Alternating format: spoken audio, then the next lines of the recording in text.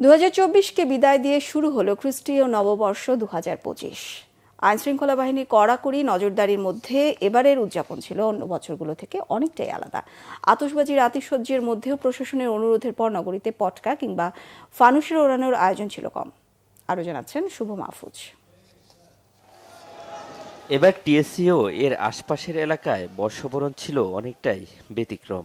ঢাবি ক্যাম্পাসে বহিরাগতদের প্রবেশে কঠোর বিধিনিষেধ থাকলেও ক্যাম্পাসের ভিতরে যারা ছিল তারা শান্তিপূর্ণভাবে উদযাপন করেছে বর্ষবরণ।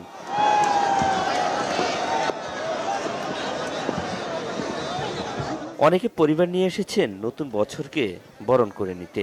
এখানে এসেছি 31st নাইট কেমন হয় ওইটা দেখার জন্য আর নতুন বছরকে বরণ করার জন্য। নামাজ পড়বো মানে যে দোয়া করবো যেন খুনাখুনি বা মানে হয়রানি যেতে না হয়, যেন 2024-এর পুনরাবৃত্তি আর না হয়।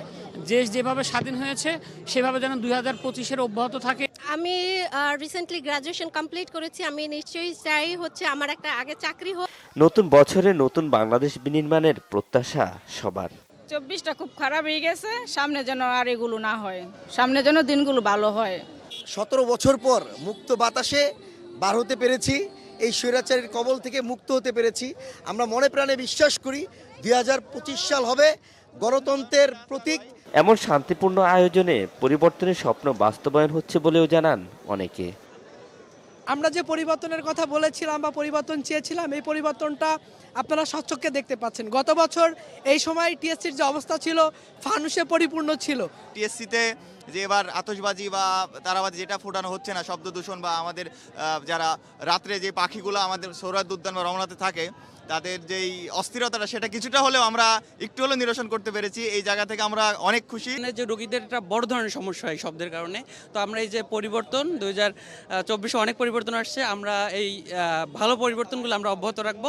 আমরা যে পরিবর্তনটা দেখতে পাচ্ছি, মানে সরকার প্রথম থেকে শুরু করে এখন পর্যন্ত যে পরিবর্তন, সেটার একটা ইতিবাচক দিক হিসাবে কিন্তু আমরা এবার টিএসসিতে দেখতে পারি। ঢাকা বিশ্ববিদ্যালয় এলাকায় সার্বিক নিরাপত্তার জন্য তৎপর ছিল আইনশৃঙ্খলা বাহিনীর সদস্যরা। আমাদের সারা এলাকাটি আপনি জানেন যে নিরাপত্তার চাদরে আমরা ঢেকে রেখেছি।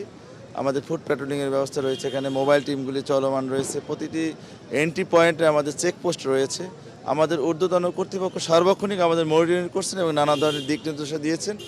আমরা একটা সুন্দর পরিবেশ এখানে বজায় রাখতে সক্ষম হয়েছি।